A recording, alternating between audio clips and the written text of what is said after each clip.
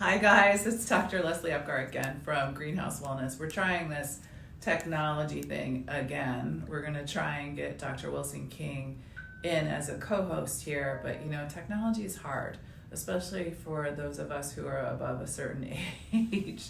So I just know that anything tech related is not going to function well unless Gina's here.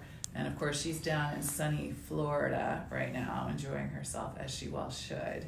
And that is, funny enough, where Dr. Wilson King is. So we're trying to get her online as well to talk a little bit more about sexual health and this study that Stanford is putting together.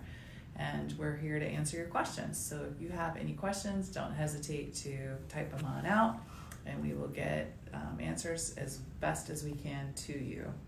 So I actually just found we have these little cards that Stanford has put together it says participate in research on cannabis and sexual health, and there is this little QR code that your phone can scan, and it takes you to a link, and you've got like a little survey you can fill out. It's very easy, and I'm just going to read the back for you.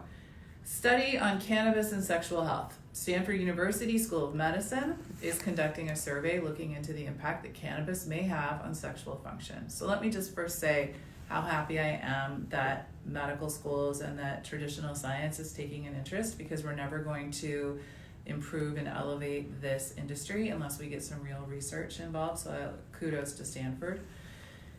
Let's see. With the increasing use, especially after legalization, it is important to better understand the effects cannabis has on sexual health of men and women. This study has been approved by the Institutional Review Board, or the IRB, at Stanford University School of Medicine, and is in compliance with primary protections provided by HIPAA, obviously. Full information regarding the IRB, compliance, consent, and privacy are available through a link provided at the beginning of our survey. Thank you for helping us understand more about cannabis and sexual health. So it's really easy, you guys. All you have to do is scan the QR code to participate and then follow the directions. I just did it on my phone. It just was so easy.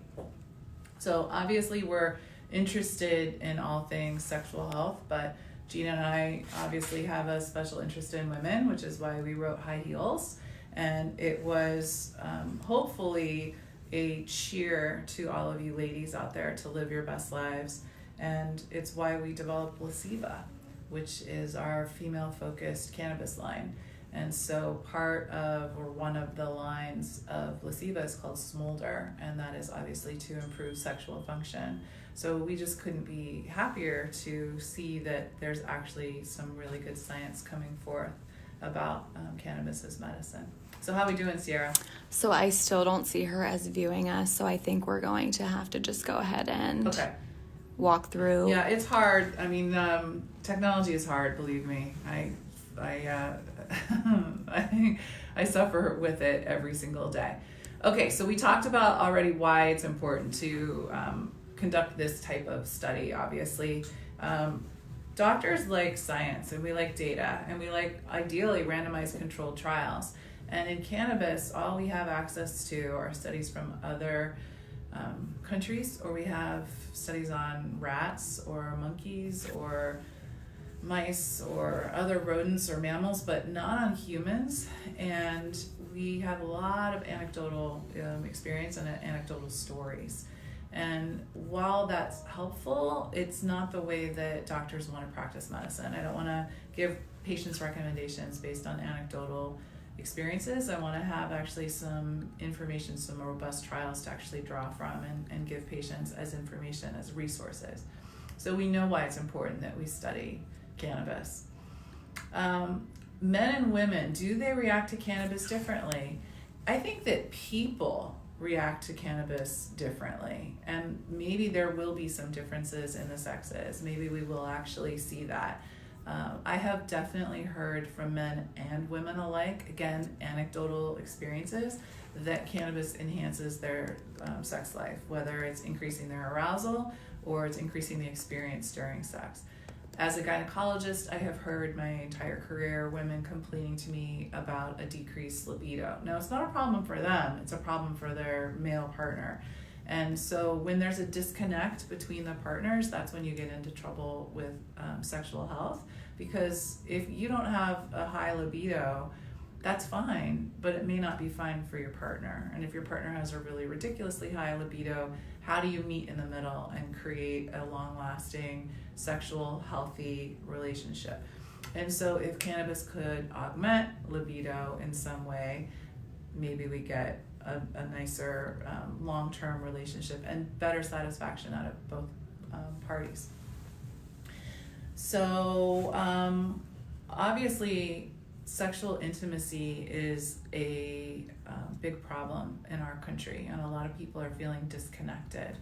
And part of the reason for that is that women are complicated. Women don't have a linear or a straight sexual response as men do. I always explain to my patients that a man's sexual response cycle is a straight arrow up, and a woman's is a circle. So men are sort of always ready to have sex, and most of the time, and very interested in having sex. But women have to decide to have sex. We're very strange creatures, us women. So we decide to have sex for whatever reason, and then we start fooling around and it feels good, and then now we actually are into it. Now we have desire. But it's a circular event for women, our sexual response cycle. And there's many things that can break that cycle and impact it negatively. And sometimes just being able to disconnect from the world, from our cell phones and our emails and the children and the full dishwasher or whatever it is that is at home bothering us. And cannabis can help with that, because it seems to, like we say with Ceiba, it's like a glass of wine without the calories, or it's a deep exhale, and it's just really disconnecting from all of the stressors that can interact with that circle. And I think that the male sexual response cycle is just a little bit more robust, and it's more difficult to fall off of that. But it happens to guys too, you guys. I'm not going to completely be super sexist here and say that we're all that different. There are definitely some differences, as I have learned being a gynecologist for so many years, but I think that cannabis is something that can be used to kind of bring you back into your body and start to feel more. Cannabis still has a stigma. It still has a really negative stigma. And honestly, I think it's a lot safer than alcohol, and certainly safer than smoking. And those are two strategies that men and women have used for years to kind of disconnect.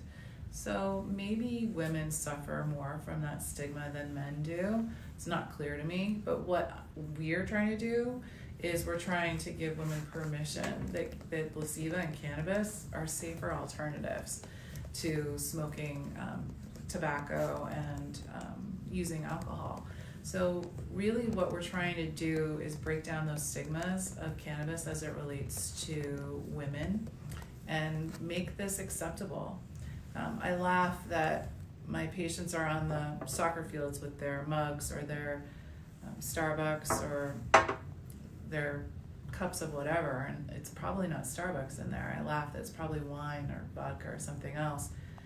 How cool would it be if they had a Ceiba in their pocket and they were using that to disconnect instead? So I think there's a lot of stigmas that we need to work on as far as women in cannabis go.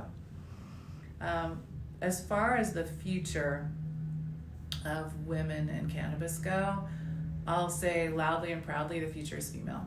And it's about time that women take our control back and our power back, and we really advocate for ourselves and for our health in all things, sexual health being just part of it. But if we can really look at cannabis as medicine and get some really good data out there that can help us live our best lives and help create balance, because it's not just about cannabis. When I see patients here and patients come in complaining of whatever problem it is, I look at them holistically. It is decreasing their physical stress. It's getting outside in nature. Like today's a beautiful day. Actually, I see blue sky and sun shining for a change, which is beautiful. But that's healing for our brains. Our brains are designed to be outside in nature, and that's important. It's important to move our bodies in whatever way. Go for a walk, take the dog for a walk, go for a walk in the woods, go for a run on a treadmill. If you like the gym and you're into that, go play sports, do something outside. Do whatever makes your heart sing, but do something with your body. Meditation, being still, being quiet, is super important as well, and that's not something that our culture necessarily promotes or advocates for, but that's very, very important. For me, that's going out into the woods and being still in nature. I love that. That's when I feel the most grounded.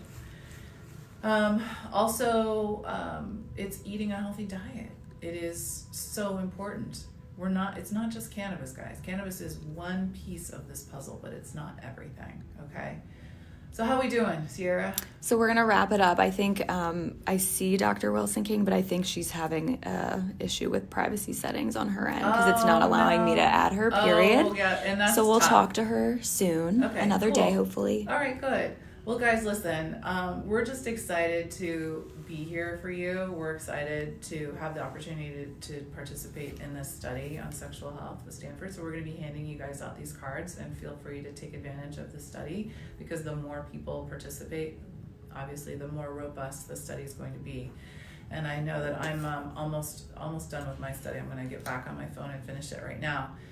So honestly, have a fantastic Monday. We are so lucky to be here, lucky to have woken up this morning, because so many people didn't. And we're happy to offer you cannabis to try and help make your lives just a little bit better and help us all live our best lives. Okay? So we'll be talking to Dr. Wilson King soon in the near future, and we'll have more of a conversation on women and sexual health. Okay? Till next time, guys. Bye-bye.